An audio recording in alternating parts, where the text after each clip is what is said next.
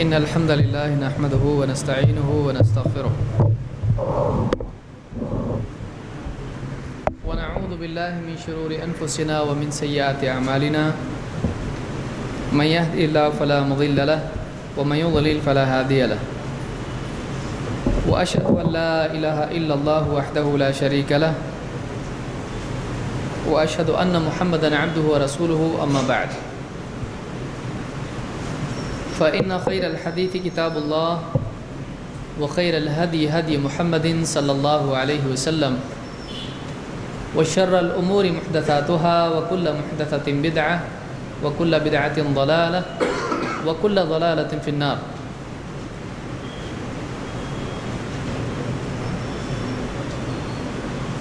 قال النبي صلى الله عليه وسلم وصلوا كما رأيتموني أصلي.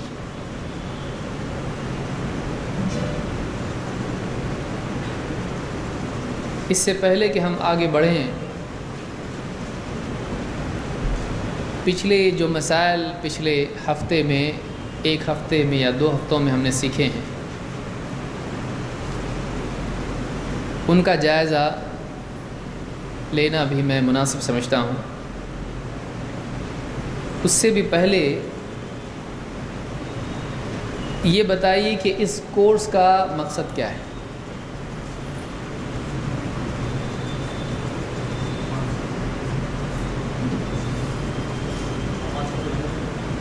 نماز کا طریقہ سیکھنے کو ملے. ہاں، حدیث سیکھنا، اس پہ عمل بھی کرنا اور دوسروں تک بھی پہنچانا.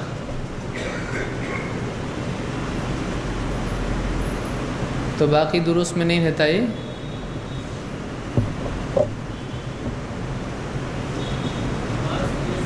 یہ جو جمعہ کا کورس ہے. دیکھیے ہمارے دروس ہوتے ہیں، اتوار کو ہوتا ہے اور اس کے علاوہ بھی دروس ہوتے ہیں.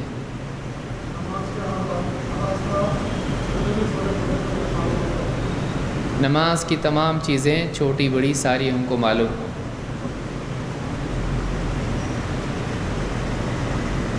اور نماز دلیل کے ساتھ کیا ہو؟ نماز کا طریقہ دلیل کے ساتھ معلوم. دیکھیے جب مقصد سامنے ہوتا ہے تو کوشش کا رخ بھی صحیح ہوتا ہے. ہمارے اس کورس کا مقصد یہ ہے، نمبر 1 ہمارا عمل دلیل کے ساتھ ہو. خصوصاً نماز کا کورس چل رہا ہے تو نماز میں جو اعمال کیے جاتے ہیں ان اعمال میں سے ہر ایک کی دلیل ہم کو معلوم ہو جائے. اس لیے کہ علم وہ ہے جو دلیل سے لیا جائے. دلیل خود ایک علم ہے. تو دلائل کے ساتھ ہم نماز کے معاملات کو معلوم کریں. اس لیے کہ اس سے پہلے ایک زمانہ چلا آیا جس میں جیسے دوسرے پڑھتے ہیں ہم بھی پڑھتے تھے، لیکن پھر اب جب قرآن و سنت کے راستے پر ہم چل رہے ہیں تو اپنے تمام اعمال کے لیے ہم قرآن و سنت سے دلیل لیں، کیونکہ اللہ کی کتاب اور نبی صلی اللہ علیہ وسلم کی سنت ہی میں کامیابی ہے. اللہ کی کتاب کی پیروی، نبی صلی اللہ علیہ وسلم کی سنت کی پیروی زندگی میں تمام امور میں آئے، یہ ہمارا اصول ہے. اب نماز سارے اعمال میں سب سے افضل ہے، لہٰذا نماز کے سلسلے میں مسلمانوں میں بہت اختلافات ہیں اور اکثر اختلافات کی جڑ لا علمی ہوتی ہے. لوگوں کو معلوم نہیں اور لوگ لڑ رہے ہیں. اگر ہمارے پاس ہمارے عمل کی دلیل ہے تو ہم اپنا عمل بصیرت کے ساتھ ادا کر سکتے ہیں. دلیل کے ساتھ، علم کے ساتھ ہم اپنے عمل پر جم سکتے ہیں. عمل کی پختگی یقین پر مبنی ہوتی ہے اور یقین دلیل پر مبنی ہوتا ہے. صحیح ہے؟ کیا مطلب ہے؟ یا کون بتائے گا کیا بولا میں؟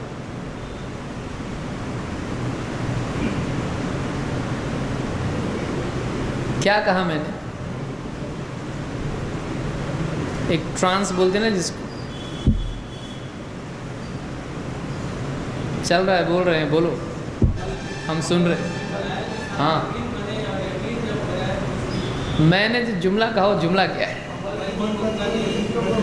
عمل کی پختگی یقین پر ہوتی ہے. وہ بیچ میں کیا ورڈ تھا وہ نہیں معلوم ہم کو، لیکن ہوتی ہے، مبنی ہوتی ہے. مبنی کا مطلب کیا ہے؟ ٹکی ہوئی. مبنی کے معنی عربی میں مبنی،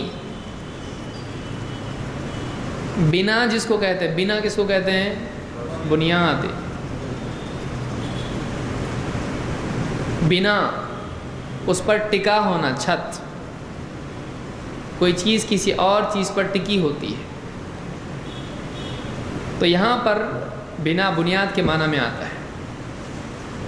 عمل کی بنیاد اگر یقین پر نہیں ہو تو عمل میں پختگی ہوگی. اور یقین کیسے پیدا ہوگا؟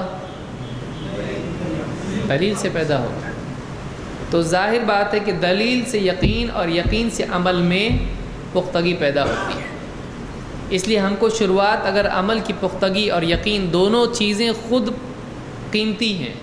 یقین ضروری ہے، اور عمل کیسا ہونا چاہیے؟ کچا نہیں، عمل کیسا ہونا چاہیے؟ پکا. تو عمل کی پختگی یقین کے اوپر ٹکی ہوتی. جیسا پختہ یقین ہوتا ہے آدمی اتنا پکا کام کرتا ہے. لیکن یقین کمزور ہو تو عمل بھی کیسا ہوتا ہے؟ کمزور. لیکن یقین پیدا کیسے ہوتا ہے؟ ایک آدمی جس کو معلوم نہیں کون سا راستہ کہاں جاتا، وہ بھی چل رہا، کیسے چلے گا وہ؟ ہاں ڈرتے ڈرتے. اور ایک آدمی جس کے پاس نقشہ ہے، دونوں میں فرق ہوگا چلنے میں. جس کو روزانہ جاتا آتا ہے، راستہ معلوم ہے، وہ کیسے چلاتا ہے؟ ایک دم اس کو معلوم ہے یہ راستہ ہے، ادھر کہاں پر سپیڈ بریکر آنے والا ہے، کہاں پر ٹرن لینا، معلوم ہے اس کو. لیکن جس کو نہیں معلوم، پہلی بار جا رہا، وہ زیادہ اور گھبرایا ہوا رہتا ہو، میں صحیح جا رہا کہ غلط جا رہا. ہر چوک میں رک کے پوچھتا ہو، بھائی یہی راستہ جا رہا؟ ہاں چلو. تو عمل کی پختگی پیدا ہوتی ہے یقین سے، اور یقین پیدا ہوتا ہے دلیل سے. اس لیے ہمارا پہلا کام کیا ہے ابھی دین کے معاملات میں؟ دین کو کیسے سیکھنا؟ دلیل کے ساتھ. دلیل کیا ہے؟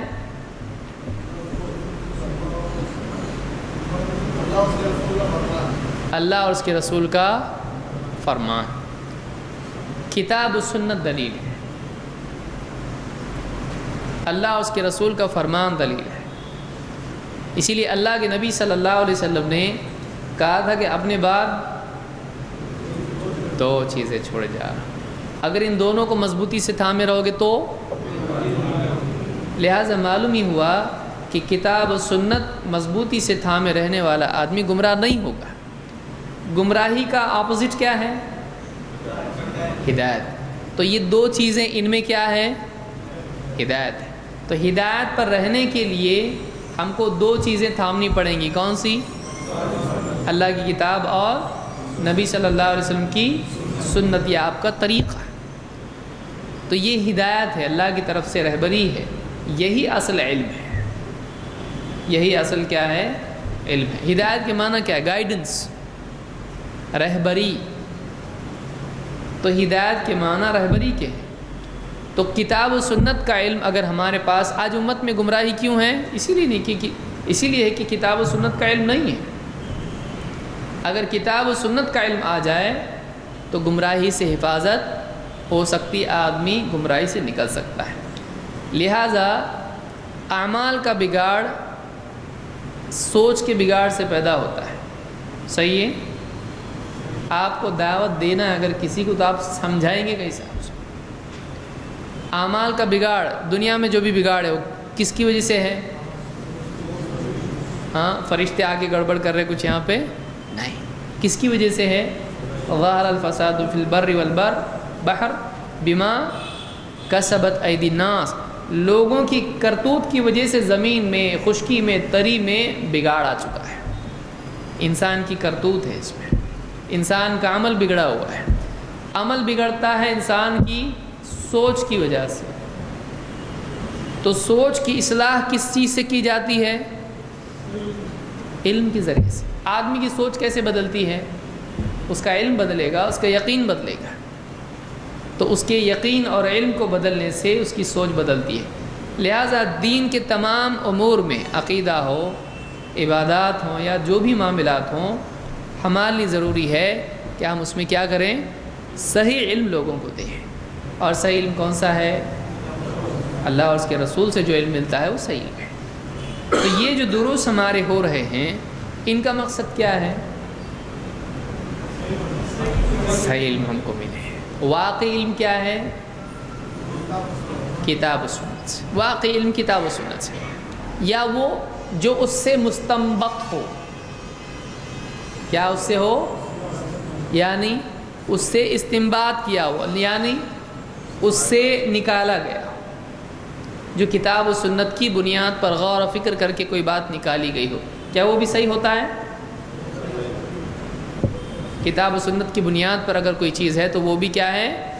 چاہے قرآن و سنت میں بعینی ہی اس کا تذکرہ نہ ہو، لیکن پھر بھی چونکہ وہ اسی پر مبنی ہے، ٹکی ہوئی ہے، اس لیے وہ چیز معتبر مانی جائے گی. جیسے ہم نے حدیث دیکھی تھی وضو کے باب میں، الاذنان من الراس، دونوں کان سر میں داخل ہیں. اس سے ہم نے کیا کیا؟ مسائل لیے. کئی کیا کیا مسئلے لیے تھے یاد ہے؟ آپ نے کو تو اگلا پڑھنا ہے نا، پچھلا تھوڑی پیچھے پلٹ کے نہیں دیکھنا چاہیے.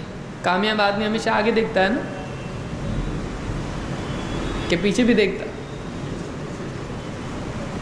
نہیں؟ دیکھتا کہ دیکھتا، وہ الگ ہے، یہ الگ ہے.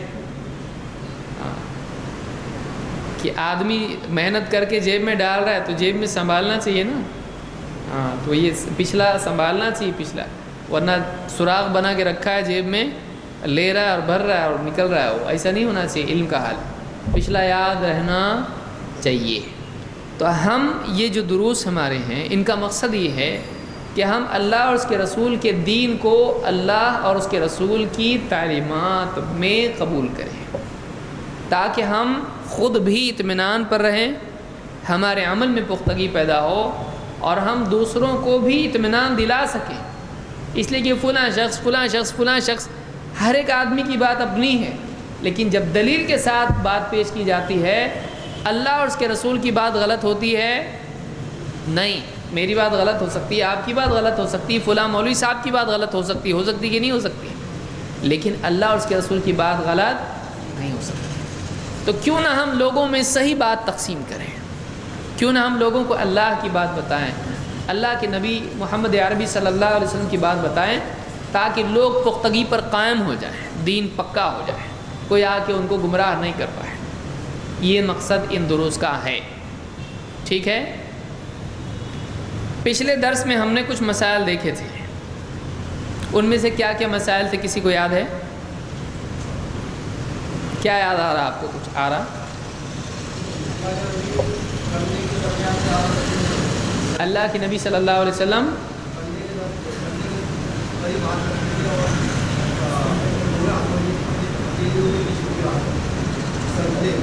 سجدے میں، ہاں، کہ اللہ کے نبی، ہاں، گھٹ یعنی سجدے میں، صحیح ہے،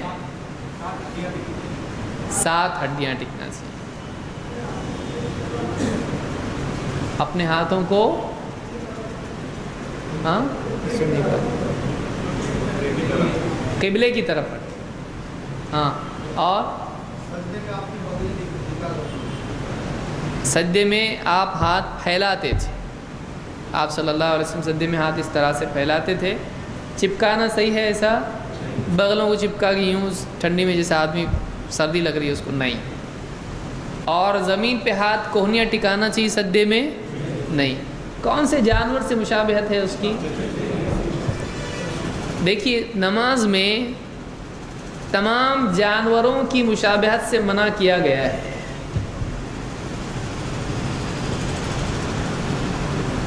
ہاں، اونٹ کی طرح بیٹھنا، سجدے کے لیے جانا منع ہے، تو اونٹ کی مشابہت منع ہے۔ دوسرا، لومڑی کی طرح دائیں بائیں دیکھنا نماز میں منع ہے، منع ہے۔ 3، کوے کی طرح سجدوں میں ٹھونگ مارنا منع ہے، اور کتے کی طرح ہاتھ بچھانا منع ہے۔ ہاں، بیل کی طرح حدیث میں تو میں نے نہیں پڑھا، البتہ ہے حدیث میں۔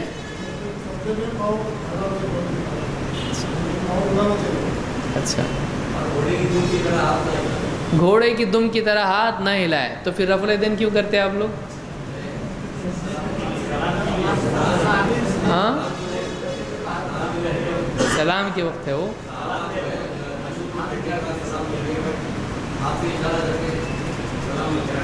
سلام پھیرنے کے بعد ہاتھ سے اشارہ، صحیح جملہ؟ مولوی صاحب پکڑیں گے، چھوڑیں گے نہیں۔ سلام کے بعد ہاتھ اٹھاتے تھے کہ نہیں؟ ہے نا؟ سلام کے بعد جب سلام کرتے تو ہاتھ اٹھاتے، السلام علیکم ورحمۃ اللہ، السلام علیکم ورحمۃ اللہ۔ تو آپ صلی اللہ علیہ وسلم نے کیا فرمایا؟ میں کیا دیکھتا ہوں کہ تم سرکش گھوڑوں کی دم کی طرح ہاتھ اٹھاتے ہو۔ گھوڑے کی دم دیکھیں آپ لوگ کبھی؟ نہیں، پیچھے جا کے نہیں دیکھنا، دور سے دیکھنا۔ تو دم جو اٹھاتا ہے وہ تو بار بار حرکت دیتا ہے، تو آپ نے اس کو تشبیہ دی گھوڑے کی دم سے۔ تو دیکھیے، سارے جانوروں کی جو صورتیں ہیں ان سے منع کیا گیا ہے، ہم کو اس سے منع کیا گیا ہے۔ بہرحال نماز میں یہاں سجدے میں انگلیاں پھیلانا ہے کہ جوڑنا ہے؟ ضم اصابع، حدیث میں کیا ہے؟ آپ جب سجدہ کرتے انگلیاں کیا کرتے؟ جوڑ لیتے۔ لیکن پھیلانا کب ہے؟ پھیلانا جب گھٹنوں پر ہاتھ رکھتے ہیں تو مضبوطی سے اس کو کیا کرنا ہے؟ پھیلا کے پکڑنا ہے۔ ہاں ہاں، رکوع کے علاوہ اتحیات میں بھی ہاتھ آدمی گھٹنوں پہ رکھتا ہے، لیکن اس میں کچھ ذکر ایسا نہیں ہے کہ پھیلا کے رکھیں یا ضم کر کے رکھیں۔ ٹھیک ہے، ہم لوگ آگے بڑھتے ہیں۔ اسی طرح سے وہ بھی دیکھا ہم نے کہ سجدے کے اعضاء کتنے ہیں؟ 7 یا 8؟ 7 ہے۔ اور تذکرہ کتنے کا آیا اس میں؟ کون کون سے بتائے گا کوئی؟ پیشانی، ناک، اور دونوں کوہنیاں؟ نہیں، دونوں ہاتھ، دونوں گھٹنے اور ٹخنے، پنجے، اطراف القدمین، دونوں قدم کے سرے یعنی انگلیاں پاؤں کی۔ تو یہ سارے اعضاء سجدے میں کیا ہونا چاہیے؟ ٹکنے چاہیے۔ اس میں بعض لوگوں کی غلطی آپ نے دیکھی ہوگی کہ سجدوں میں جب جاتے ہیں تو پاؤں اٹھا لیتے ہیں اوپر۔ صحیح ہے؟ بات صحیح ہے؟ عمل صحیح ہے؟ کیا صحیح کیا نہیں صحیح ہے؟ ایسا کرتے ہیں کیا نہیں کرتے ہیں؟ کرتے ہیں۔ ایسا کرنا صحیح ہے؟ کیوں نہیں صحیح ہے؟ ہاں، دونوں پاؤں، قدم یا انگلیاں پاؤں کی کیا ہونا چاہیے؟ دونوں پاؤں زمین پر ٹکنے چاہیے، کیونکہ اللہ کے نبی صلی اللہ علیہ وسلم نے کیا فرمایا؟ مجھ کو ان اعضاء پر سجدہ کرنے کا حکم دیا ہے، تو سجدے میں ان کو ایسے ہی رکھنا چاہیے، ٹکانا چاہیے۔ ٹھیک ہے، اب ہم آگے بڑھتے ہیں۔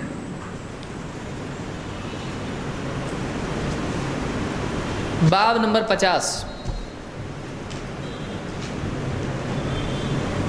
پیشانی کا دونوں ہتھیلیوں کے درمیان رکھنا۔ یہاں تک ہمارا ہوا تھا؟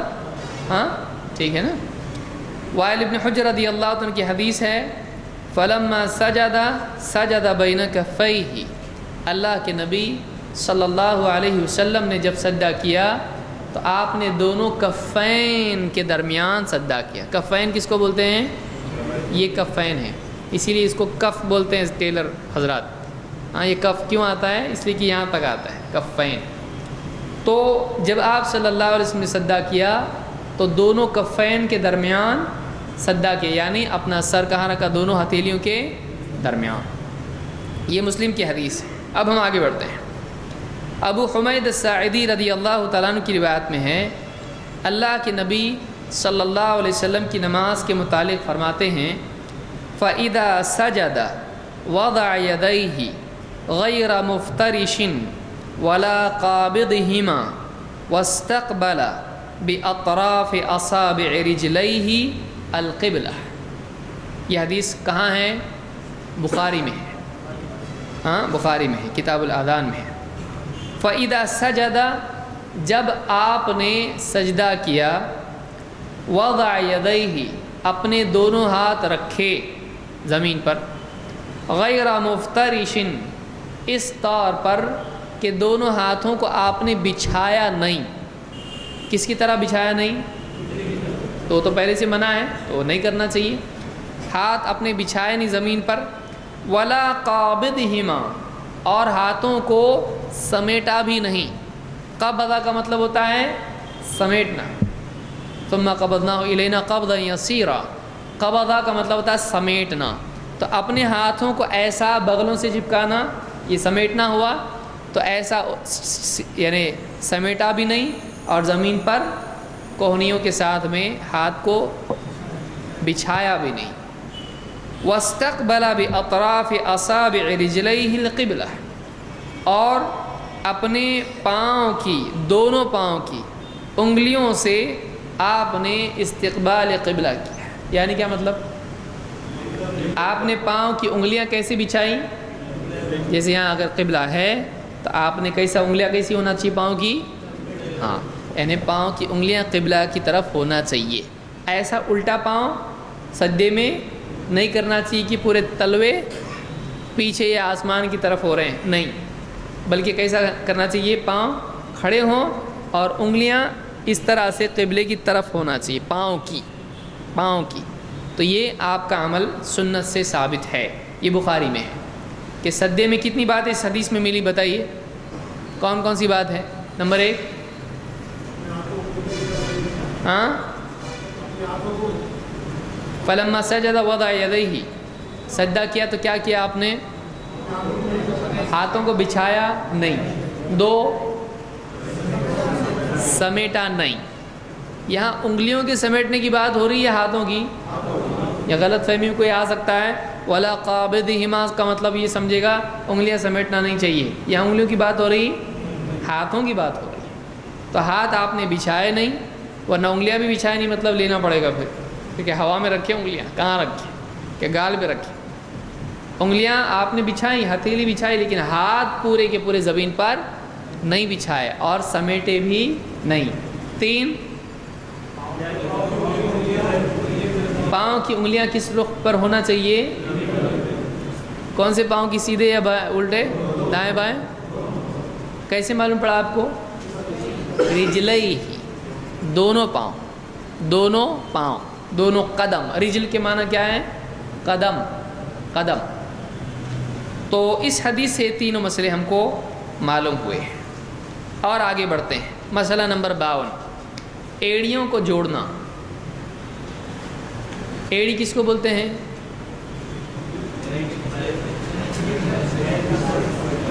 ہاں، پیر کا نچلا پچھلا، ہاں، اور کیا بولیں گے اس کو؟ ہیل بولتے ہیں اس کو۔ تو جہاں آپ پیچھے سے پاؤں نیچے تک ہاتھ لے جائیں گے تو جہاں وہ زمین سے ٹکا ہوا حصہ ہوتا ہے سب سے پیچھے ہوتا ہے، اس کو کیا کہتے ہیں؟ ایڑی کہتے ہیں اس کو۔ ابو ہریرہ رضی اللہ تعالیٰ عنہ عائشہ رضی اللہ تعالیٰ عنہ سے روایت کرتے ہیں۔ یہ روایت کیسی ہے؟ کون کس سے روایت کر رہا ہے؟ صحابیہ سے۔ ایسا ہو سکتا ہے؟ ہو سکتا ہے۔ ضروری نہیں کہ ہر صحابی براہ راست نبی صلی اللہ علیہ وسلم سے روایت کرے، بلکہ صحابی کسی صحابی سے یا صحابیہ سے بھی روایت یا بالعکس ایسی روایت ہوتی ہے۔ اور کوئی مثال اس کی ہے؟ کچھ یاد آ رہا؟ نہیں؟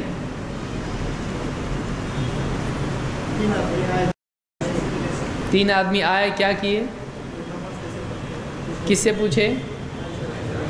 اللہ کے نبی صلی اللہ علیہ وسلم کی بیویوں کے پاس گئے تین آدمی اور پوچھا آپ کی رات کی عبادت کیسی ہے؟ تو ڈائریکٹ نبی سے پوچھنے کی بجائے کدھر پوچھے انہوں نے؟ تو نبی کے علاوہ بھی نبی کا عمل کسی اور سے اس زمانے میں لیا جاتا تھا کہ نہیں؟ لیا جاتا. کوئی عیب ہے اس میں؟ نہیں، عیب ہے اس میں نہیں ہے، کیونکہ آپ نے کیا فرمایا؟ بلغوا عنی ولو آیا نضر اللہ امرأ سمع منا حدیثا فحفظه حتى يبلغ غیرہ. تو کوئی اس میں مسئلہ نہیں ہے. تو اسی لیے دیکھیے کہ مرسل کی تعریف میں جب ہم جاتے ہیں تو اس میں کوئی یہ نہ سمجھے کہ تابعی اگر اپنے اوپر کے راوی کو چھوڑ دیتا ہے تو صحابی ہی تو ہوں گے نا، ضروری ہے؟ نہیں، تابعی بھی ہو سکتا ہے. تو اسی طرح سے صحابی اپنے سے اوپر ڈائریکٹلی ضروری نہیں کہ نبی صلی اللہ علیہ وسلم سے حدیث لے، بلکہ وہ خود بھی صحابی سے روایت لے سکتے ہیں. حضرت عمر نے بھی اپنے پڑوسی سے باری مقرر کی تھی، ایک دن تم جانا ایک دن میں جاؤں گا اللہ کے نبی صلی اللہ علیہ وسلم کی خدمت میں مجلس میں، اور جو تم سیکھو گے مجھ کو دینا، جو میں سیکھوں گا وہ تم کو دوں گا. تو یہ کیا ہو گیا؟ صحابی سے صحابی علم لے رہا ہے. یا اسی طرح سے جنازے کے سلسلے میں حدیث تھی تو عبداللہ ابن عمر رضی اللہ عنہ کے سامنے ابو ہریرہ نے روایت بیان کی کہ اتنی قیرات ملے گا ثواب. انہوں نے کہا کہ ابو ہریرہ تو بہت حدیثیں بیان کرنے لگ گئے. تو انہوں نے کہا کہ ٹھیک ہے، پکڑ کے لے گئے کس کے پاس؟ حضرت عائشہ کے پاس، اور کہا کہ یہ حدیث جو میں بتا رہا ہوں سنی کہ نہیں آپ نے؟ کہا کہ اللہ کی قسم سنی ہے میں نے. اس پر عبداللہ ابن عمر رضی اللہ تعالیٰ نے کیا کہا؟ ہم نے کئی قیرات کیا کر دیے؟ ضائع کر دیے، ورنہ ہم جاتے اگر پہلے سے معلوم ہوتا ہم کو. تو یعنی اس زمانے میں بھی ایسا ہوتا تھا کہ ایک صحابی دوسرے صحابی سے نبی صلی اللہ علیہ وسلم کا عمل حاصل کرتا تھا. میں کیوں سمجھا رہا ہوں یہ بتائیے؟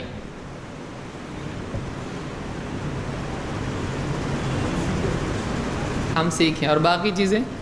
یہ بات کیوں کہ صحابی سے علم لیتے تھے؟ کہاں ضرورت پڑ سکتی ہے اس کی؟ کس شبے کے دفع کے لیے آپ کو بتانا پڑے گا؟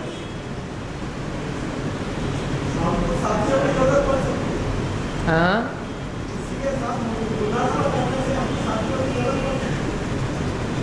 ہاں ٹھیک، مرسل روایت میں کام آئے، ٹھیک ہے. ہاں حدیث کی قسموں میں کام آئے گا. دیکھیے ہاں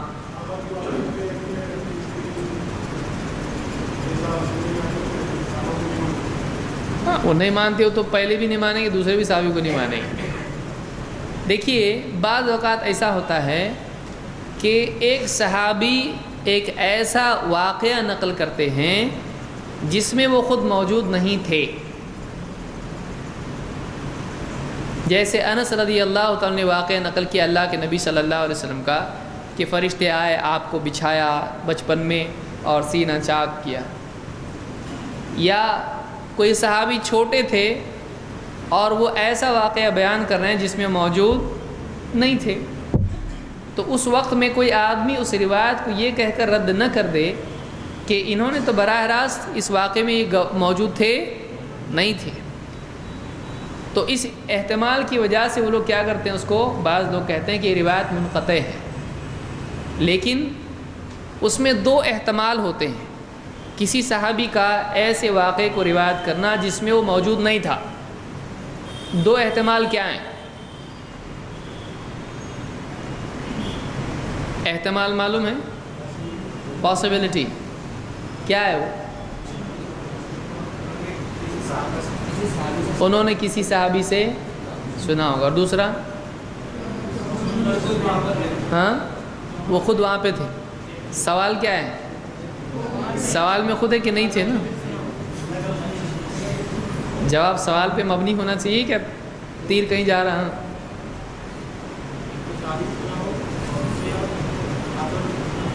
آپ صلی اللہ علیہ وسلم سے سنا ہو کہ ایک صحابی، جیسے معراج کی حدیث ہے، دیکھیے یاد رکھیے ان چیزوں میں، معراج کی حدیث ہے کہ اللہ کو دیکھا نہیں دیکھا، اور وہ جو آیتیں ہیں فَكَانَ قَابَ قَوْسَيْنِ أَوْ أَدْنَىٰ، یا جو بھی آیت اس باب میں سورہ نجم کی ہے، حضرت عائشہ اس کی راویہ ہیں، اور انہوں نے کہا کہ نہیں دیکھا اللہ کے نبی صلی اللہ علیہ وسلم، اللہ کو نہیں دیکھا۔ تو انہوں نے کہا کہ میں نے یہ مسئلہ خود اللہ کے نبی صلی اللہ علیہ وسلم سے پوچھا۔ تو معراج میں حضرت عائشہ تھیں نہیں، لیکن انہوں نے اپنے طور پر خود نبی کریم صلی اللہ علیہ وسلم سے پوچھا۔ تو اس طرح سے کبھی کوئی ایسا صحابی ہوتے ہیں عبداللہ ابن عباس یا انس ابن مالک جو بہت پرانا واقعہ بیان کرتے ہیں، تو اس میں ہم یہ کہیں گے یا تو انہوں نے کسی صحابی سے سنا ہے جو موجود تھے، جیسے بدر کا واقعہ ہو یا کوئی اور واقعہ، اور بعد کے صحابی بیان کر رہے ہیں جو فتح مکہ کے بعد ایمان لائے ہیں، ہو سکتا ہے نا ایسا، یا انہوں نے براہ راست اللہ کے نبی صلی اللہ علیہ وسلم سے سنا ہو کہ ایسا ایسا آپ نے کہا، آپ سے پوچھا ہو کہ کیا کرنا چاہیے، کیا ہوا تھا اس دن۔ جیسے حضرت عائشہ رضی اللہ تعالیٰ نے اللہ کے نبی صلی اللہ علیہ وسلم سے پوچھا کہ اللہ کے رسول سب سے زیادہ سخت دن آپ پر کون سا گزرا ہے؟ کون سا بتایا اللہ کے نبی صلی اللہ علیہ وسلم نے؟ ہاں کون سا؟ طائف کا دن جو ہے سب سے زیادہ سخت گزرا، یہ اللہ کے نبی صلی اللہ علیہ وسلم سے کس نے پوچھا تھا؟ حضرت عائشہ نے پوچھا تھا، اور آپ نے پھر جواب دیا تھی قوم نے جب مجھ کو انکار کر دیا، جب عبد یالیل کے پاس میں گیا وغیرہ وغیرہ، پورا واقعہ آپ نے بیان کیا۔ تو ایسا ہوتا ہے، اس لیے آگے آپ کو منکرین حدیث سے سابقہ پیش آئے گا، ابھی سے آپ اس کے لیے تیار ہو جاؤ۔ لوگ بولیں گے یہ حدیث قرآن سے ٹکراتی، ہم نہیں مانتے اس کو، تو آپ اس کا سر دلیل سے اگر ٹکرائیں گے تو سمجھ میں آئے گی بات۔ تو آپ کو سمجھانے آنا چاہیے، توجیہ آپ کے پاس شبہات کے حل کرنے کے لیے ہونا چاہیے، کریکٹ ایکسپلینیشن آپ کے پاس ہونا چاہیے۔ اگلا دور فتنوں کا دور ہے، اور ہر آنے والا دور اس سے زیادہ فتنے ساتھ لائے گا۔ آگے کی فتنے ہمارے کیا کیا ہیں؟ نمبر 1 انکار حدیث، 2 جدید صوفیت، ماڈرن صوفیزم، نئے سرے سے لوگ صوفیت کی طرف آئیں گے لیکن اس کو فلسفے کے طور پر پیش کریں گے۔ 3 سیاسی اسلام، ہمارا کہنا ہے کہ اسلام میں سیاست ہے، لیکن ایسے بھی لوگ آپ کو ملیں گے آگے جو بولیں گے سیاست میں اسلام ہے، تو وہ الٹا معاملہ ہو جائے گا، تو اصل سیاست ہو جائے گی، اس کا ایک پارٹ اسلام بھی ہو جائے گا۔ تو یہ آگے ہمارے لیے فتنے ہیں۔ آگے عقیدے کے اعتبار سے عقلانیت، اور فقہ کے اعتبار سے مذہبی تعصب اور جمود، یہ سارے فتنے آگے آپ کو، ضدی پنا، نہیں ہم تو ایسے ہی مانتے بس۔ تو یہ ساری چیزیں آپ کو آگے ان سے نمٹنا ہے۔ کیسا نمٹیں گے آپ کا اس میں ہتھیار کیا ہے؟ ہاں ڈنڈا، انڈا بھی نہیں اور ڈنڈا بھی نہیں، دلیل کیا ہے اس میں؟ کتاب و سنت۔ اللہ نے خود قرآن کریم اور اللہ کے نبی صلی اللہ علیہ وسلم نے کیا فرمایا کہ 2 چیزیں چھوڑے جا رہا ہوں، ان 2 کے بعد گمراہ، تو قیامت تک کے لیے 2 چیزیں، اس کو پکڑ کے چلنا، اور اس کے سمجھنے کے لیے کیا؟ سلف کا یاد رہے گا۔ یہ ضمنی بات تھی لیکن ضروری تھی، اس کو یاد رکھنا ضروری ہے۔ ٹھیک ہے، چلیے آگے بڑھتے ہیں۔ اب ہم ایڑیوں کو جوڑنے کی بات دیکھیں گے۔ ایسا بیچ بیچ میں کچھ آ جایا کرے گا، ایک سٹاپ چلے گا ایسا کہ نہیں چلے گا؟ دوڑے گا، ہاں ضروری ہوگا۔ ابو ہریرہ رضی اللہ تعالیٰ عنہ حضرت عائشہ رضی اللہ تعالیٰ عنہ سے روایت کرتے ہیں، فرماتی ہیں فقدت رسول اللہ صلی اللہ علیہ وسلم لیلۃ من الفراش فالتمسته فوقعت یدی علی بطن قدمیہ وهو فی المسجد وهما منصوبتان۔ یہ مسلم کی روایت کہتی ہیں کہ فقدت، فقدہ کا مطلب ہوتا ہے نہ پانا، مس کرنا، فقدہ فقدان اسی پر سے ہے، فاقد الشیء لا یعطی، تو فقدہ کا مطلب ہے نہ پانا، محروم ہونا۔ فقدت رسول اللہ صلی اللہ علیہ وسلم لیلۃ من الفراش، ایک رات کا واقعہ ہے کہ میں نے اللہ کے رسول صلی اللہ علیہ وسلم کو بستر پر نہیں پایا، آپ سوتے تھے رات میں تو دیکھا تو نہیں ہے، فالتمستہ، تو میں نے آپ کو تلاش کیا، ٹٹولا، کیوں؟ گھر میں چراغ نہیں تھا، اندھیرا ہے نبی کے گھر میں، کھانے کے لیے مشکل تھا تو جلانے کے لیے کہاں سے لائیں گے؟ فالتمستہ، تو میں نے آپ کو تلاش کیا، فوقعت یدی علی بطن قدمیہ، تو میرا ہاتھ آپ کے قدموں کے پچھلے حصے پر، یا تلوے پر آپ کہیے، یا پچھلے قدم پر، ایڑیوں پر پڑا، وہو فی المسجد، جب کہ آپ مسجد میں تھے، وہما منصوبتان، اور آپ کے قدم کیسے تھے؟ منصوب، نصبہ کھڑا ہونا، آپ کے قدم کیسے تھے؟ کھڑے تھے۔ تو آپ اس وقت میں کہاں تھے؟ کس حالت میں تھے؟ مسجد میں تھے، اور گھر میں ایسے کیسا بستر پہ تلاش کیا؟ ہاں آواز دے کے، ایک دم مسجد نبوی اور حضرت عائشہ رضی اللہ تعالیٰ عنہ کا حجرہ، ایک دم دروازہ ادھر سے ادھر کھلتا ہے، یعنی ایک دروازہ بیچ میں ہے بس، ورنہ وہ گھر اور یہ مسجد۔ اسی لیے حضرت عائشہ سے کیا کہا تھا اللہ کے نبی صلی اللہ علیہ وسلم نے؟ ذرا جا نماز لاؤ مسجد سے، تو انہوں نے کیا کہا تھا؟ میں حیض سے ہوں۔ آپ نے کہا تیرے ہاتھ میں تھوڑی ہے، حیض تیرے ہاتھ میں نہیں، مطلب اتنا قریب تھا جا نماز کہ حضرت عائشہ ہاتھ ڈال کے جا نماز جائے بغیر لے سکتی تھی، اتنا قریب وہ جگہ تھی۔ تو مطلب جائے نماز اتنا قریب، دیکھیے سمجھیے حدیث کو، جائے نماز اتنا قریب ہوا کرتا تھا کہ حضرت عائشہ چاہیں تو ہاتھ ڈال کے لے لیں اس کو اپنے گھر میں سے۔ اسی لیے اللہ کے نبی صلی اللہ علیہ وسلم اگر وہاں نماز پڑھ بھی رہے ہیں تو ہاتھ سے ٹٹول کے آپ کے قدموں پہ ہاتھ پڑ سکتا ہے کہ نہیں؟ کہ جہاں نماز ادھر ہی رہتا ہے قریب۔ تو کہتے ہیں کہ میں نے ڈھونڈا آپ کو، تلاش کیا، تو میرا ہاتھ آپ کے قدموں پہ پڑ گیا، اور آپ مسجد میں تھے، اور وہما منصوبتان، اور آپ کے قدم کیسے تھے؟ سجدے میں کھڑے ہوئے تھے۔ اس کو مسلم نے روایت کیا ہے۔ ابن خزیمہ کی روایت میں ہے تفصیل اس کی مزید، فوجدتہ ساجدا، تو میں نے آپ کو پایا کہ آپ سجدے میں تھے، میں نے آپ کو سجدے میں پایا، راسا عقبیہ، اپنے قدموں کی ایڑیاں، اپنی ایڑیاں، عقب پچھلا حصہ، راسا عقبیہ، جڑی ہوئی ایڑیاں آپ کی تھیں، مستقبلا باطراف اصابعہ القبلہ، آپ کی تمام انگلیوں کے سرے قبلے کی طرف تھے۔ یہ تو پہلے بھی ہم دیکھ چکے ہیں کہ انگلیوں کی سرے کہاں ہونا چاہیے نماز میں؟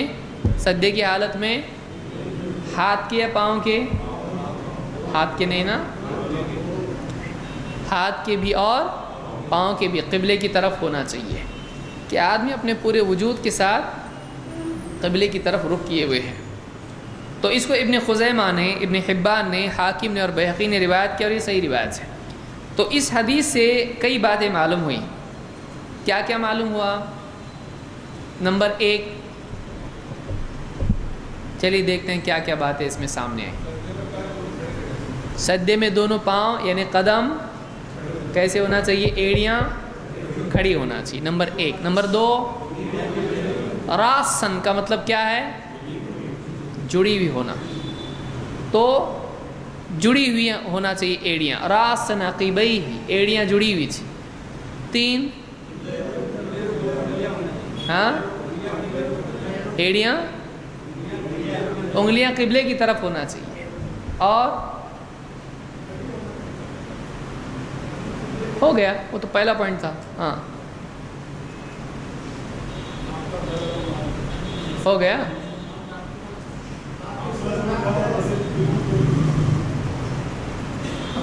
آدھا جملہ بول کے پبلک چپ ہو جاتے ہیں، ایسا کیوں؟ اکثر رات میں آپ ہاں یہاں پر حصے سے بحث ہے، تو رات کا حصہ اللہ کے نبی صلی اللہ علیہ وسلم کیا کرتے تھے؟ نفل نماز پڑھا کرتے تھے. اور یہ تہجد تھی، کون سی نماز تھی؟ رات کی نماز کو کیا بولتے ہیں؟ کیا فرض نماز تھی؟ یہ فرض تھی نہیں. حضرت عائشہ سو رہی ہیں، بستر پر تلاش کری، مطلب یہ بستر کا وقت ہے، سونے کا وقت ہے، یہ نماز کا ہے. ہاں کیونکہ نماز عشاء سے پہلے سونے سے اللہ کے نبی صلی اللہ علیہ وسلم نے کیا کیا ہے، تو ڈیفینیٹلی عشاء نہیں ہے، تو عشاء کے بعد والی ہی نماز ہے. کون سی نماز ہوتی ہے عشاء کے بعد میں؟ قیام اللیل، تہجد، صلاۃ اللیل. اور کیا معلوم پڑا اس میں؟ آپ کا گھر مسجد سے ایک دم اتنا قریب تھا کہ گھر میں سے حضرت عائشہ اگر تلاش کریں گی تو مسجد میں بھی تلاش کر سکتی تھیں، یعنی نماز پڑھنے کی جگہ آپ صلی اللہ علیہ وسلم کی بہت قریب تھی. بلکہ دیکھیے اعتکاف میں اللہ کے نبی صلی اللہ علیہ وسلم ہوتے تھے اور مسجد میں آپ ہوتے تھے. مسجد سے باہر جا سکتے اعتکاف سے؟ نہیں. اور آپ سر اپنے کمرے میں کر دیتے تھے اور حضرت عائشہ آپ کا سر دھوتی اور کنگھی کرتی تھی.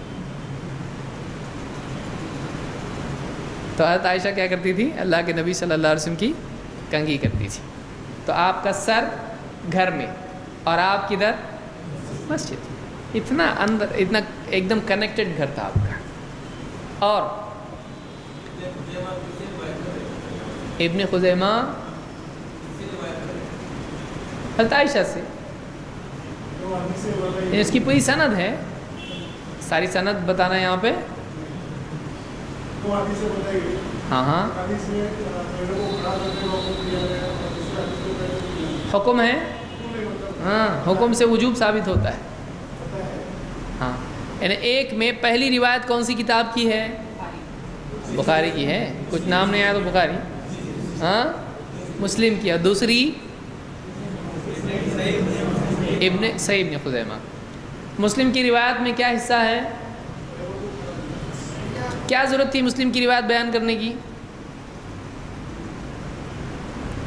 ابن خزیمہ کی روایت سے کام چل رہا ہے کہ نہیں چل رہا ہے؟ ثابت جو کرنا ہے ہم کو کیا ہے؟ ایڑیوں کو جوڑنا. لیکن اس سے پہلے کیا روایت آئی؟ کیوں؟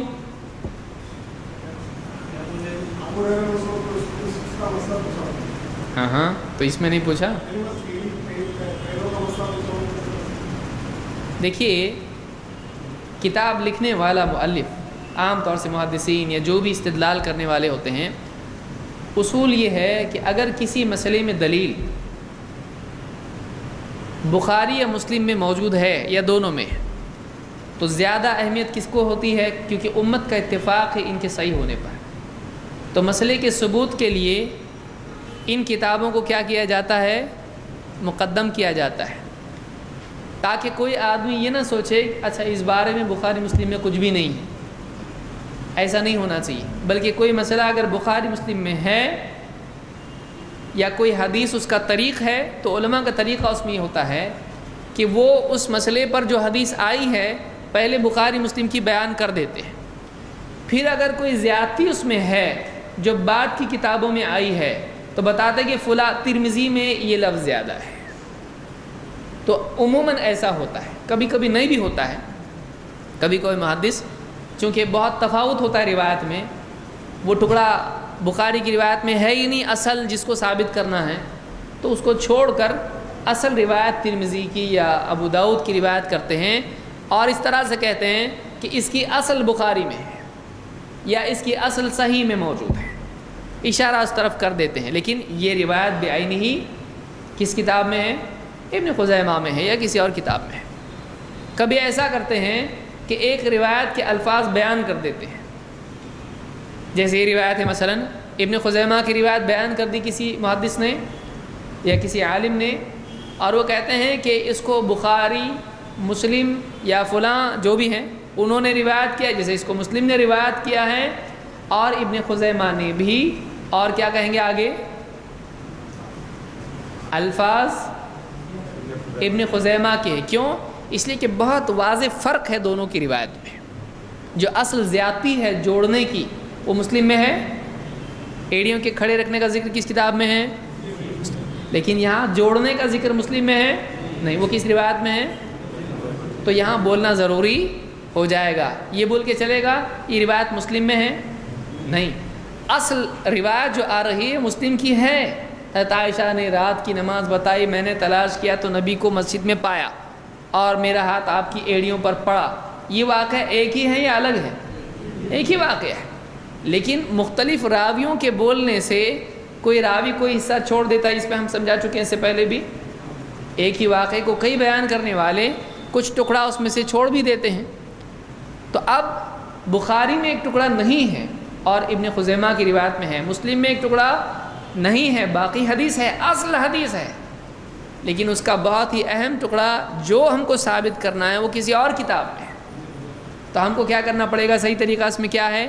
ہم کہیں گے یہ حدیث مسلم میں ان الفاظ میں آئی ہے، لیکن ابن خزیمہ کی روایت میں اتنی زیادتی ہے، تاکہ آدمی کو واضح رہے کہ یہ روایت مسلم میں نہیں ہے، یہ ٹکڑا ابن خزیمہ میں۔ سمجھ میں آ رہی بات پوری کہ نہیں؟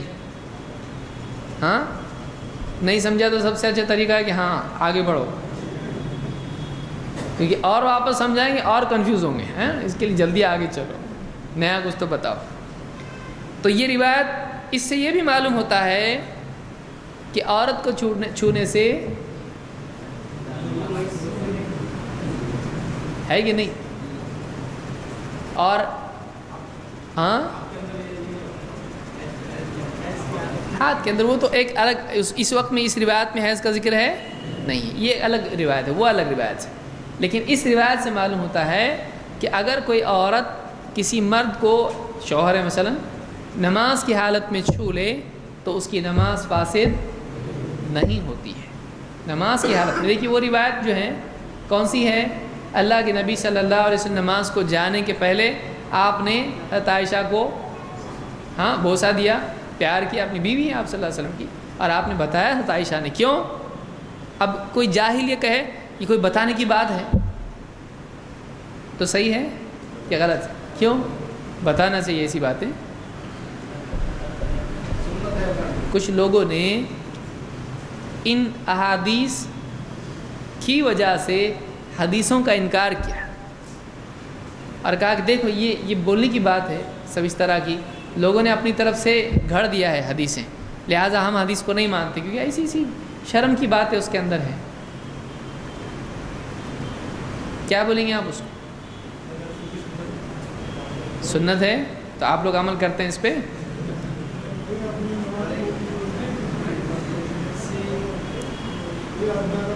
اللہ کے نبی صلی اللہ علیہ وسلم کے اعمال بعض اوقات ایسے ہوتے ہیں کہ اس پہ مداومت کی جاتی ہے، اور کبھی آپ اس لیے بھی کرتے ہیں تاکہ لوگ دیکھیں، لوگوں کو مسئلہ معلوم ہو۔ جیسے فتح مکہ کے وقت میں آپ صلی اللہ علیہ وسلم نے، عام معمول کیا تھا آپ کا؟ ہر نماز کے لیے نیا وضو، لیکن فتح مکہ کے وقت میں آپ نے کیا کیا؟ ایک وضو سے ساری نمازیں پڑھی، لگاتار کئی نمازیں ایک وضو سے پڑھی۔ حضرت عمر رضی اللہ تعالیٰ نے دیکھا، مجھے اللہ کے رسول آج ایسی کوئی چیز ہم نے دیکھی جو پہلے نہیں دیکھی تھی۔ آپ نے جواب میں کیا کہا؟ عمدن صنعتہ یا عمر، اے عمر جان بوجھ کے میں نے ایسا کیا ہے۔ کیوں؟ پبلک کیونکہ نبی صلی اللہ علیہ وسلم کو معلوم ہے میرے ہر عمل کو صحابہ نقل کرتے ہیں، تو میں چاہے کہوں یا نہ کہوں یہ عمل منقول ہوگا، اس لیے آپ اپنے ہر عمل کا خیال رکھتے تھے کہ میں جو بھی کروں گا وہ عمل کیا ہوگا؟ لوگ اس کی پیروی کریں گے۔ لہٰذا اس سلسلے میں بھی آپ نے بتایا کہ عورت کو چھونے سے وضو ٹوٹتا ہے نہیں، اور ایک آدمی نماز کے لیے جا رہا ہے اور بیوی ہے۔ دیکھیے بہت سارے دین دھرموں میں کیا ہے؟ ساری مصیبت کی جڑ یہ ہے، اس کی وجہ سے ہم لوگ پیراڈائز سے نکلے بولتے ہیں نا، لوگ کرسچن لوگ بولتے ہیں یہ اللہ کے اور بندے کے بیچ میں رکاوٹ ہے عورت۔ اللہ کے نبی صلی اللہ علیہ وسلم نے اپنے عمل سے بتایا کہ نماز کے لیے جا رہے ہیں، باوضو ہیں، اس کے باوجود اپنی بیوی سے اگر کوئی آدمی پیار کرتا ہے، محبت سے اس کو چوم لیتا ہے، پیشانی پہ بوسہ دے دیا اس کے، اور نماز کے لیے جاتا ہے، تو یہ عبدیت اور للہ کے خلاف نہیں ہے۔ یعنی ان دونوں کو جمع، جیسے دیکھیے آپ صلی اللہ علیہ وسلم حضرت عائشہ کی گود میں سر رکھ کے کیا پڑھ رہے ہیں، اور حضرت عائشہ کون سی حالت میں ہیں؟ کیوں؟ امت کو بتانے کے لیے عورت گندی نہیں ہے، کیونکہ پچھلی امتوں میں اس کو کیا کیا گیا تھا ایک دم، اور آج بھی آپ دیکھیں گے کئی دھرموں میں ایسا ہے، وہ گھر کے کونے میں بیٹھی رہے گی، اس کے سائے سے بھی لوگ دور رہتے ہیں، اس کے برتن الگ، اس کا سب کچھ الگ۔ تو آپ صلی اللہ علیہ وسلم جو اعمال کرتے تھے، بیوی شوہر میں کیسا تعلق ہونا چاہیے، بیوی شوہر میں کیسا تعلق ہونا چاہیے، یہ یہاں وہاں دیکھنا پڑے گا ہم کو۔ کس کو دیکھیں گے ہم؟ اللہ کے نبی صلی اللہ علیہ وسلم۔ تو آپ صلی اللہ علیہ وسلم کی بیویاں اس بات کو بہت اچھی طرح سے جانتی تھیں کہ یہ جو ہمارے ذاتی معاملات ہیں اس کی ایک حد ہے، اس حد تک وہ امت کو بتا دیا کرتی تھی۔ کیوں؟ اس لیے کہ اللہ کے نبی صلی اللہ علیہ وسلم کی بیویوں کا معاملہ ایسا ہے کہ امت کی ماں ہے، تو سب کا ذہن ان کی طرف سے کیا ہے؟ صاحب ہماری ماں ہے۔ اب ماں اپنی اولاد کو کوئی بات اگر سکھائے سمجھائے ایسی، تو اس میں کوئی حرج نہیں ہوتا ہے۔ بھائی نکاح کی باتیں بیٹی کو کون سکھائے گا؟ پروفیسر صاحب؟ ہاں وہ چلتا ہے، وہ چلتا نا۔ آج کیسا ہے پڑھے لکھے دور میں، کیا ہو رہا ہے؟ ارے بچوں کو معلوم نہیں پڑتا شادی کے بعد کیا ہونا چاہیے کیا نہیں، اس کے لیے کورس کرنے کی ضرورت ہے، سیکس ایجوکیشن اسکولوں میں آنا چاہیے، اور پھر انٹرویو بھی ہو رہے تھے، ہاں ہونا چاہیے ایسا۔ لوگوں کو معلومات بڑھے گی، بعد میں ہونے کے کام پہلے ہوں گے۔ ہو رہا ہے کہ نہیں ہو رہا؟ ہو رہا ہے۔ آپ مغرب میں دیکھیں گے تو شادی ہوتے ہوتے بربادی ہو جاتی، سب 12-13 سال میں ہی وہ لوگ سب دنیا دیکھ چکے ہوتے ہیں بچے، صرف شادی بچی ہوئی ہوتی، وہ بھی وہ کرتے نہیں زندگی بھر۔ وہاں شادی کا کوئی کانسیپٹ ہی نہیں، شادی کر کے کرتا کیا تو؟ بغیر شادی کے جب چل رہا ہے کام تو چلاؤ نا، یہ معاملہ وہاں پہ۔ تو اسکول میں ٹیچر سکھایا چلے گا آپ کو، سارے بچوں کے ساتھ میں ہنسی مذاق کے ماحول میں، لیکن آپ کے گھر میں کوئی بچی کو اس کی ماں سکھاتی ہے یا کوئی بات اس کے بیٹے کو بتاتی ہے، تو اس میں کوئی حرج اسلام میں نہیں ہے، جو شرعی حدود کے اندر ہو، کوئی مسئلہ اس میں نہیں ہے۔ تو ازواج مطہرات نے جو باتیں اللہ کے نبی صلی اللہ علیہ وسلم کی بتائی ہیں، اور کوئی ذریعہ تھا؟ نہیں تھا، بتانا ضروری تھا۔ انہوں نے امانت پہنچانے کے جذبے کے تحت یہ بات بتائی ہے، امانت پہنچانے کے جذبے کے تحت یہ بات بتائی کہ نبی صلی اللہ علیہ وسلم کا گھریلو معاملہ ہم ہی بتا سکتے ہیں، اور کون بتائے گا؟ باقی لوگ تو باہر کے معاملات دیکھ رہے ہیں۔ اب جو گھر میں کیسے رہتے نبی، تو صحابہ اس زمانے میں گھر کی عبادت پوچھنے کے لیے کس کے پاس گئے نا، مطلب وہ غلط تھا۔ اچھا انہوں نے جب سنا تو انہوں نے کیا کہا؟ میں تو اب روزانہ رات کو جاگوں گا، میں تو اب روزانہ روزہ رکھوں گا، میں تو نکاح ہی نہیں کروں گا۔ بولے وہ کس نے سنا؟ آپ نے آ کے کیا کہا ان کو؟ میری بیویوں کے پاس کیسے گئے پوچھنے، میرے پاس کیوں نہیں آئے؟ سمجھ میں آ رہی بات؟ یعنی یہ چیز اللہ کے نبی صلی اللہ علیہ وسلم کو معلوم تھی کہ لوگ میری ازواج کے پاس جا کر میرے معاملات پوچھیں گے، تو آپ باہر آ کے آپ نے اس بات پر ڈانٹا، تم کیسا گئے ادھر، میرے گھر پہ جا رہے تم پوچھنے، مجھ سے آگے کیوں نہیں پوچھے؟ آپ نے کہا ایسا نہیں، آپ نے کہا لیکن میرا طریقہ ایسا ایسا ایسا ہے۔ معلوم یہ ہوا کہ جس چیز پر آپ نے رد کیا وہ مسئلہ تھا، نہ یہ کہ آپ نے اس پر رد کیا ہو کہ میرے گھر پہ گئے کیسے تم لوگ پوچھنے کے لیے۔ سمجھ میں آ رہی بات؟ تو جو نبی کو جس پر اعتراض نہیں، اگر کوئی دوسرا آدمی اس پر اعتراض کرتا ہے تو وہ بے وقوف ہے، وہ جاہل ہے۔ نبی کو اعتراض نہیں میرے گھر پہ جا کے پوچھ رہے، اور بعد والا نبی کے گھر پہ کیسے جا رہے پوچھنے کے لیے؟ عورتوں کو جا کے پوچھتے کہ ایسے گھر کے معاملات۔ ارے تو ہمارے نبی کو اس پر اعتراض ہے کہ نہیں؟ نہیں ہے، کبھی کبھی گم ہو جاتی پبلک ایک۔ ہمارے نبی صلی اللہ علیہ وسلم کو اس پہ اعتراض نہیں ہے، اور جس کو اعتراض ہے اس کی عقل پر ہم کو اعتراض ہے، اس لیے کہ ہماری عقل ہمارے نبی صلی اللہ علیہ وسلم کی عقل کے تابع ہے۔ اللہ نے اپنی پسند ناپسند کس کو سمجھائی؟ نبی صلی اللہ علیہ وسلم کو۔ قرآن دینے کو ہم کو چنا اللہ نے، فرشتہ آ رہا، لے بابا لے جا قرآن پڑھ۔ کس کو دیا اللہ نے قرآن؟ تو قرآن دینے لائق شخصیت کون تھی؟ دین دینے لائق شخصیت کون تھی؟ کیا اچھا ہے کیا برا بتانے کے لیے نبی کو چنا اللہ نے۔ بس ہمارے لیے آپ صلی اللہ علیہ وسلم ہی اسوہ اور نمونہ ہیں۔ تو یہاں پر حضرت عائشہ کی روایت سے بات معلوم ہوئی کہ اگر کوئی عورت اپنے شوہر کو نماز کی حالت میں چھوتی ہے تو اس کی نماز فاسد نہیں ہوگی۔ شوافی کے نزدیک اگر کوئی آدمی کسی عورت کو چھوتا ہے تو اس کا وضو کیا ہو جاتا ہے؟ ٹوٹ جاتا ہے۔ لیکن ہمارے نزدیک یہ حدیث یا جو پچھلی روایت میں نے حضرت عائشہ کی ذکر کی تو اس سے معلوم ہوتا ہے کہ نہیں، آدمی کا وضو اس سے نہیں ٹوٹتا، کیونکہ وضو ٹوٹ گیا تو نماز بھی، بغیر وضو کی نماز ہوتی اور بغیر نماز کی وضو ہوتا؟ اپنے کو عادت پڑ گیا ایسا نہیں، ایسا نہیں، بغیر نماز کی وضو ہوتا ہے کیا؟ وضو نماز سے پہلے ہی ہوگا نا بھئی، اور کیسے ہوگا؟ تو اس حدیث سے بات ہم کو معلوم پڑی۔ تو آج کے لیے میں سمجھتا اتنا کافی ہے۔ اس میں بہت اہم دو باتیں ہم نے سیکھی آج۔ کیا سیکھی؟ یعنی مسئلے سے الگ دو اصول، بنیادی باتیں جو آج ہم نے جس پر گفتگو کی، وہ کیا ہے؟ صحابہ سے روایت کرتے ہیں، اس سلسلے میں ساری جو تفصیل ہے وہ ہم نے دیکھی، اور آپ صلی اللہ علیہ وسلم کی بیویوں کا آپ کے ذاتی معاملات امت سے بیان کرنا یہ قابل اعتراض ہے کہ نہیں ہے؟ قابل اعتراض نہیں ہے، بلکہ اگر نہیں بتا دی تو عورتیں کہتی ہم کو تو معلوم ہی نہیں شوہر سے کیسا رہنا چاہیے، تو انہوں نے بتایا، اور شوہر کو کیسا رہنا چاہیے یہ بھی معلوم نہیں پڑتا ہے، کیونکہ ہمارا اعتقاد ہے کہ اللہ کے نبی صلی اللہ علیہ وسلم شوہر ہونے کے اعتبار سے بھی اسوہ اور نمونہ ہیں۔ سوال ہے کہ جب ہم نماز میں کوئی غلطی کرتے ہیں تو ہم سجدے سہو کرتے ہیں تو ایک سلام پھیرتے ہیں اور پھر 2 سجدے کرتے ہیں، کیا ایسا کرنا صحیح ہے؟ قرآن و سنت سے جواب دیں۔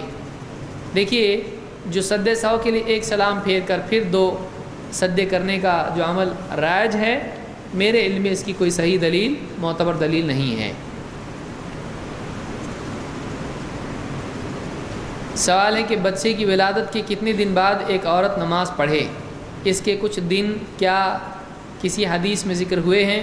دیکھیے، اللہ کے نبی ابو داؤد وغیرہ میں اور مختلف روایات میں بات آئی ہے کہ عورتیں اللہ کے نبی صلی اللہ علیہ وسلم کے زمانے میں 40 دن تک، زیادہ سے زیادہ 40 دن تک نماز سے رکی رہتی تھیں، نفاس کی حالت میں، بچہ ہونے کے بعد، اور 40 دن کے بعد وہ لوگ نماز پڑھتے تھے، لیکن یہ میکسیمم ہے۔ اسی لیے علماء نے کہا کہ اگر 40 دن کے اندر کسی عورت کا خون بند ہو جاتا ہے اور وہ پاک ہو جاتی ہے، یعنی اس کا معاملہ ختم ہو گیا سارا، تو وہ غسل کر کے نماز پڑھنا شروع کر سکتی ہے، اور اس کے بعد اگر بیوی شوہر چاہیں تو آپس میں تعلقات قائم کر سکتے ہیں۔ اگر خون بند ہو جاتا ہے، جیسے 20 دن میں 25 دن میں بند ہو گیا، کوئی مسئلہ نہیں۔ بعض عورتیں 40 دن تک رکنا ضروری سمجھتی ہیں، یہ جائز نہیں ہے۔ اگر ان کی پاکی ہو گئی ہے، رک گیا ہے خون، ان کو غسل کرنا چاہیے اور اس کے بعد میں نماز پڑھنا شروع کرنا چاہیے، نماز چھوڑ نہیں سکتے اس کے بعد میں۔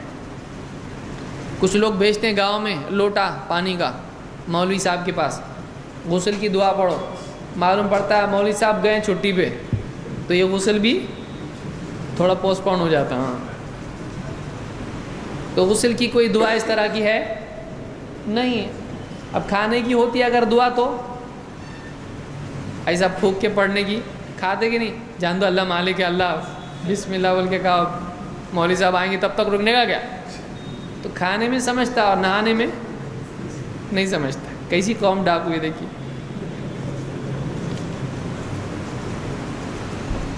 سجدہ شکر اور سجدہ تلاوت کے لیے تکبیر کہنا ثابت ہے یا نہیں؟ دیکھیے میرے علم میں کوئی دلیل مجھ کو نہیں ملی اس سلسلے میں، لیکن مزید اس میں تحقیق کرنا چاہیے۔ عام طور سے جو عمل امت میں رائج ہے وہ تکبیر کے ساتھ ہے، تکبیر کہہ کے سجدہ کرتے ہیں، لیکن میرے علم میں کوئی دلیل میرے ذہن میں فی الوقت نہیں ہے کوئی دلیل۔ اور سجدہ شکر کے لیے اپنی زبان میں یعنی اپنے الفاظ میں شکریہ کلمات کیسے کہہ سکتے ہیں یا نہیں؟ نہیں، سجدہ شکر جب کریں گے اس میں اپنی طرف سے کوئی شکریہ نہیں، اللہ بہت بہت شکریہ ایسا کچھ بھی آدمی کہہ رہا ہے، اور جہارت میں آ کے جزاک اللہ، اللہ کو نہیں، اللہ کو ہی جزاک اللہ، اللہ جزائے خیر۔ بعض لوگوں کو پوچھتے کیسے ہیں، خیریت ہے؟ اللہ کی دعا سے بہت اچھے ہیں۔ تو اللہ کی دعا، اللہ دعا کرتا تمہارے لیے۔ اس میں دعا یا کلمات آدمی سجدے میں کہہ سکتا ہے، اللہ کی تعریف کر سکتا ہے، اللہ کی حمد و ثنا کر سکتا ہے، لیکن یہ کہ آدمی اپنی زبان میں کچھ کہے اللہ سے، اللہ تیرا بہت شکریہ، تو یہ اس طرح کا میرے علم میں کوئی ثبوت نہیں ہے۔